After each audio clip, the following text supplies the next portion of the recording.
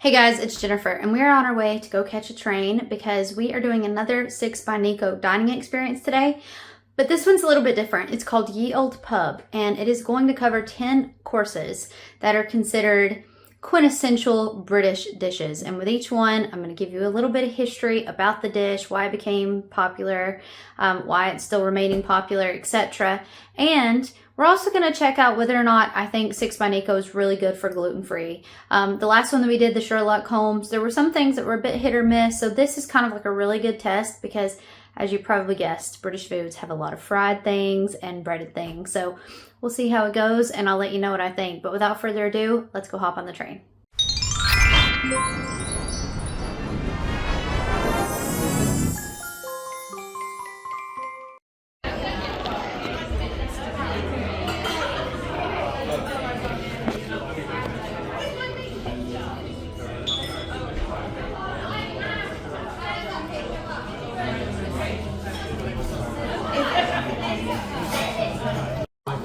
Okay, so the first course is going to be the pickled onion crisp. This is a Hasselback potato with pickled onion and gherkin ketchup, which is really interesting.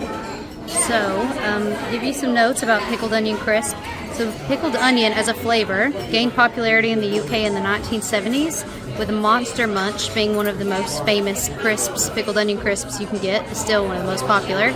And it came out in 1978. It is considered a classic pub crisp and a classic pub flavor. So let's give this a try.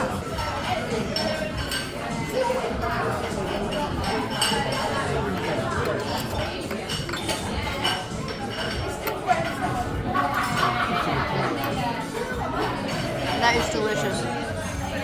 5 out of 5, 10 out of 10. Amazing.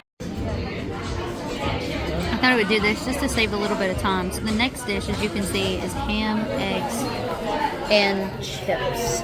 And it says it comes with Palms Anna, smoked ham, and cured yolk yam.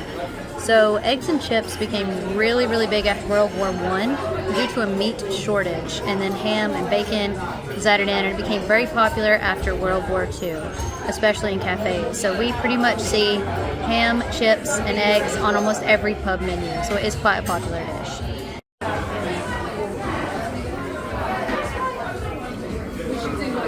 Just to show how nice the presentation is. This is egg yolk jam rather than a full egg.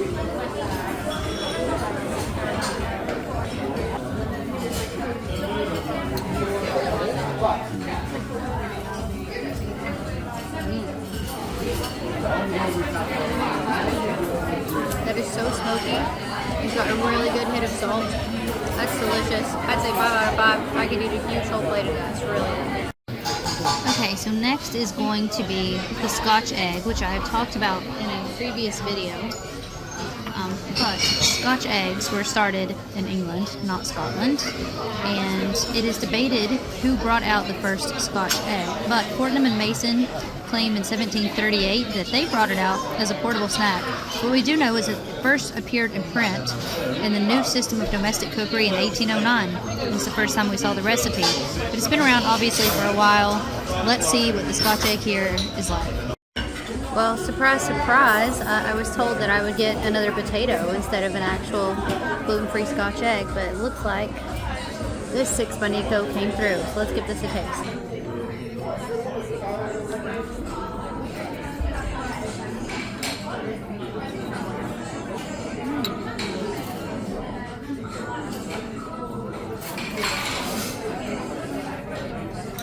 It's delicious. The sausage is very spicy.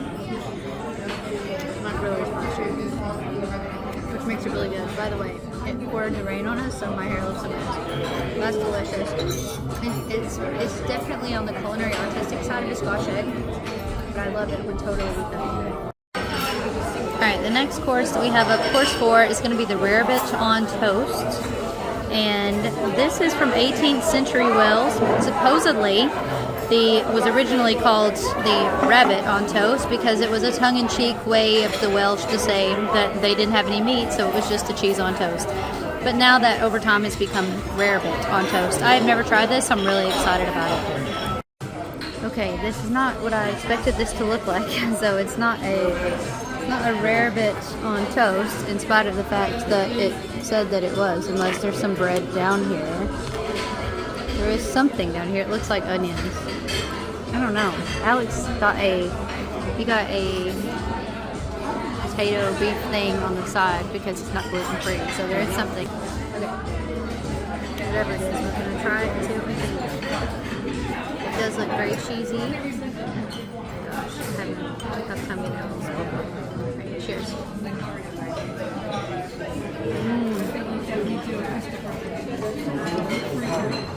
Imagine a grilled cheese sandwich with a soup. I know it's weird, but it is really good. It's not my absolute favorite thing that we've had just because the stakes are pretty high, but it tastes like grilled cheese sandwich in a soup, so it's pretty great. Okay, so course 5 is going to be the steak and ale pie, and this comes from medieval methods of baking meat within a crust or a pastry. But by late 1600s, it was an absolute staple and was frequently seen in recipe books, and it later became a wartime staple as well. So this one is round. This one has been around for quite a long time. Very essentially British.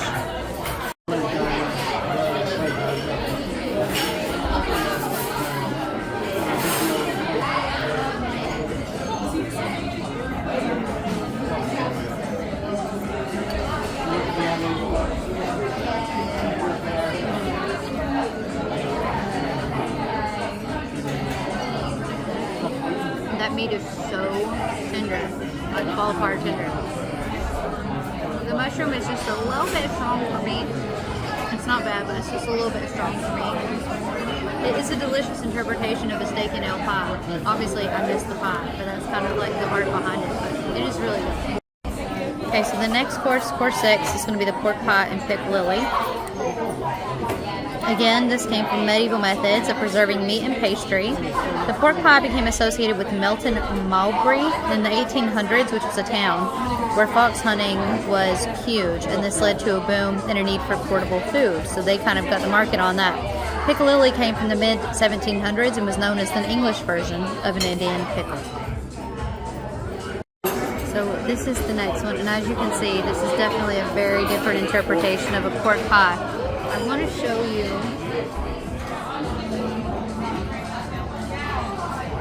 Alex's has a sauce that was made from pastry. I can't have that because it's not gluten free, but it is literally made from pastry, which is where the pastry is. I don't know what any of this stuff is, so we're just going to put a whole bunch on here and see what we got.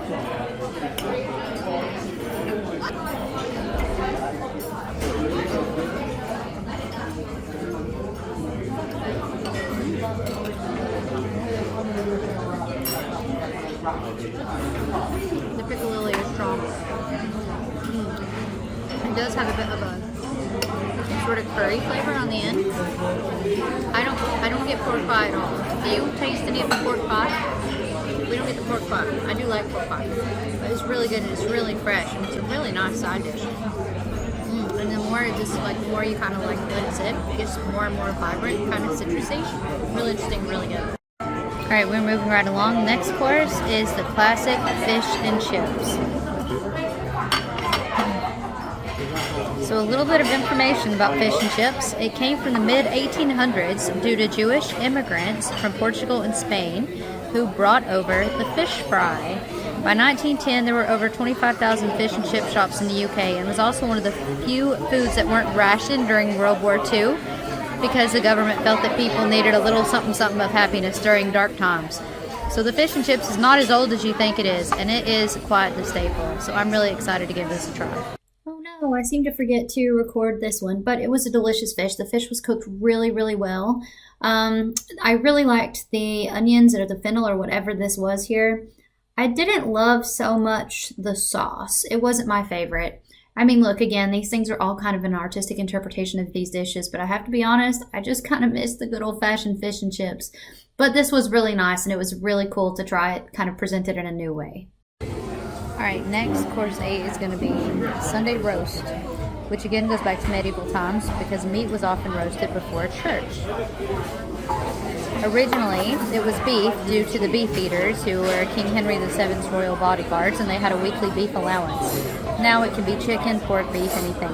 In the 1700s, local bakeries would also roast meat for families who didn't have ovens so that it could still be consumed after church.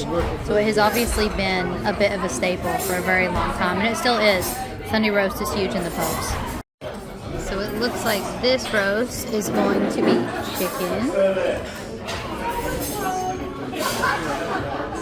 I could have sworn I recorded this, but I can't seem to find it. But this was absolutely delicious. Whatever this sauce was and this these sort of vegetables that were on the side, it tasted like chicken and mashed potatoes. This is one of the most amazing kind of interpretations of roast I had ever had, and Alex and I both lamented the fact that we didn't have a full dish of it. So really love this one. Okay, next is going to be the apple crumble and custard. And this originated during World War II because basically due to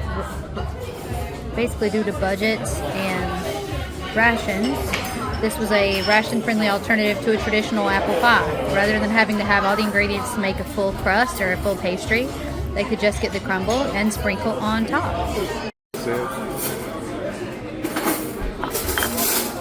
This is Alex's, if you want to know the gluten-free. It just doesn't have the crumble.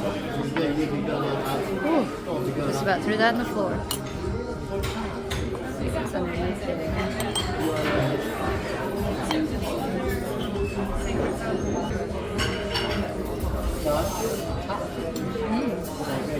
That's a beautiful cream. It tastes like it's made in-house.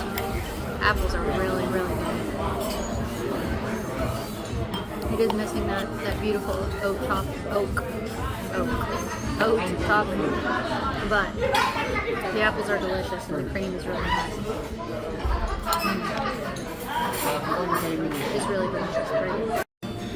Finally, we are on course 10, which is the sticky date pudding. Obviously, you'll recognize this as sticky toffee pudding. It is, however, called sticky date pudding in places like Australia and elsewhere. This is disputed origins, with some saying Cumbria in the late 1970s and others saying York in the early 1900s. But popularity soared in the 70s and 80s, and it again is not as old as you think it is. That's 1970s and 1980s, so it is fairly new, but it has become a British staple. So mine is a little bit less traditional because of the gluten-free. Let me show you Alex's. But both look very good, so let's try it. I forgot to get this one as well, and this was absolutely beautiful. This ice cream, the white creamy stuff, oh my gosh, it was so delicious. Both of us commented on how good it was. This was amazing. By far my very favorite dish that we had. It was so delicious. All right, that's it for me, guys. Let me know in the comments down below what you think and what you thought of this whole artistic presentation of a traditional British courses, and I will see you guys in my next video. Bye!